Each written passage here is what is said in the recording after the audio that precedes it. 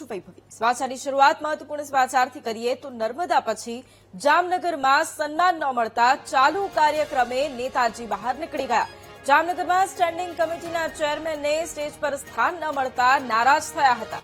Chamber of કોમર્સના કાર્યક્રમમાંથી બહાર નીકળી ગયા સ્ટેન્ડિંગ કમિટી ચેરમેન ધીરેન મોનાણી। કાર્યક્રમમાં સ્ટેજ પર ચેમ્બર ઓફ કોમર્સના હોદ્દેદારોને સ્થાન અપાયું હતું।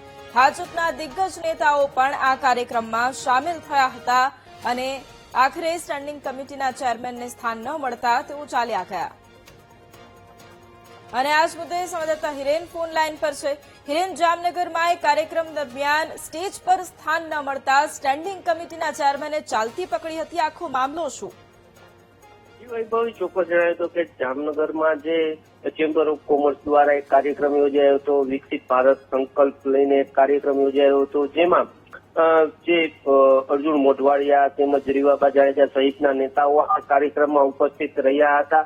પરંતુ જે નવા હોદ્દેદારો બન્યા છે મહાનગરપાલિકાના, તેમાંથી માત્ર એક મહાનગરપાલિકાના મેયરને જ આ સ્ટેજ પર સ્થાન આપવામાં આવ્યું હતું, ત્યારે અન્ય હોદ્દેદારોને સ્થાન ન મળતા ક્યાંક ને ક્યાંક અંદરો અંદર જે ચર્ચા જાગી હતી અને જે સ્ટેન્ડિંગ કમિટીના ચેરમેન તેમજ શાસક પક્ષના નેતા તેમજ દંડક સહિતના જે પદાધિકારીઓ છે તેને આ કાર્યક્રમમાંથી ચાલતી પકડી હોવાના જે દ્રશ્યો છે તે સામે આવ્યા છે। ત્યારે સ્ટેજ પર માત્ર સ્થાન ન મળતા જે નેતાઓ છે તેની નારાજગી ફરી એકવાર સામે આવી છે। જી વૈભવી।